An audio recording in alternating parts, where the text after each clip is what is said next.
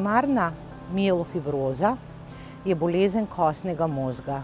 Prav tako kot vse druge mieloproliferativne bolezni, kot so najbolj znane policitemija rubra vera oziroma prava policitemija, esencialna trombocitemija, kronična mielomonocitna levkemija in razen primarne mielofibroze imamo tudi sekundarno mielofibrozo, ki nastane iz prej omenjenih mieloproliferativnih bolezni. Primarna mielofibroza je primarna bolezen kostnega mozga, vendar sekundarna mielofibroza, ki nastane po teh prej omenjenih drugih mieloproliferativnih bolezni, ima enake simptome in se zdravi enako. Tako da za obe entitete velja to, kar bom danes povedala.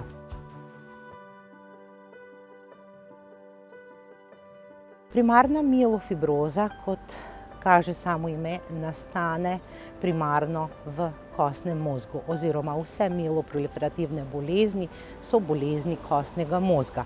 In to nastanejo genetske spremembe ali molekularne spremembe, zaenkrat pa ne vemo, zakaj nastanejo.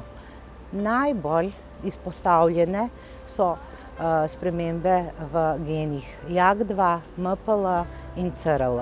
To poznamo od leta 2008 ali od 2005 naprej.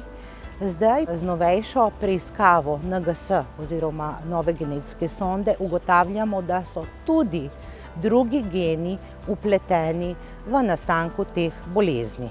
Ime mielofibroza pomeni, da nekaj fibrozira oziroma brazgotini. Mielofibroza pa pomeni, da brazgotini kostni mozeg.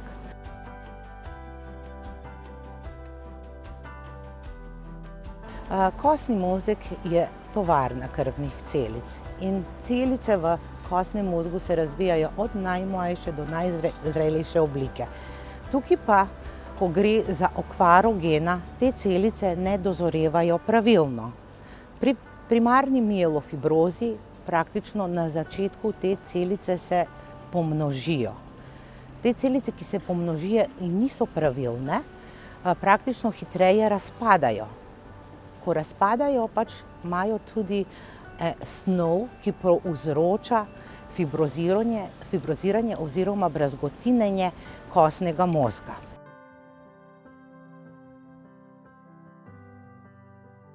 Na začetku so te bolezni asimptomatske, vendar se začnejo z znanimi B-simptomi, in sicer to je na splošno slabo počutje, nočno potenje. Včasih tudi ti ljudje, ki imajo primarno mielofibrozo, so več dovzetni za razne okužbe. Potem pa nekateri ljudje imajo tudi težave z bolečinami v trebuhu, ki so nepojasnjene, ali pa čutijo pod levim rebrenim lokom težavo. Zakaj je to tako? Ker je primarna mielofibroza zelo heterogena bolezen. Torej pri nekaterih se lahko pojavijo te simptome strani gastrointestinalnega sistema, pri nekaterih ne. Skupno je za vse pa, da se pojavijo spremembe v krvni sliki. Ponavadi zato tudi pridejo k nam. V prvi vrsti pride do zvišanja vseh celic, visoki levkociti, visoki trombociti, visok hemoglobin. Ko bolezen pa napreduje, gre v fazo pancitopenije, oziroma pacienti pridejo zaradi slabe krvne slike. Torej vse celične vrste so znižane. Zakaj je to tako? Ker kako napreduje mielofibroza, tako se kostni mozeg brazgotini, pol pa vlogo tovarne prevzamejo še druge organe. To je najbolj pogosto vranica, ki intenzivno raste in je ponavadi tudi boleča. Torej, organizem vedno najde svoj kompenzacijo za to, kar mu manjka. Ampak ker gre za bolezen, ta kompenzacija je patološka. Zato imamo povečano vranico. Povečana vranica sama po sebi naredi tudi veliko drugih zapletov oziroma lahko iztrombozirajo žile okrog jetre, sama jetra tudi lahko se poveča.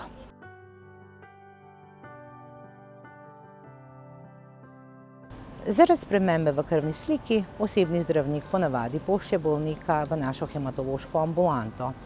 Mi seveda naredimo standardne procedure diagnosticiranja hematoloških bolezni in tukaj spadajo funkcija kostnega mozga, biopsija kostnega mozga, kariotipizacija in molekularno-genetične spremembe, ki nam na koncu povejo, za katero hematološko bolezen gre, ker včasih imamo podobne krvne slike pri več hematoloških boleznih.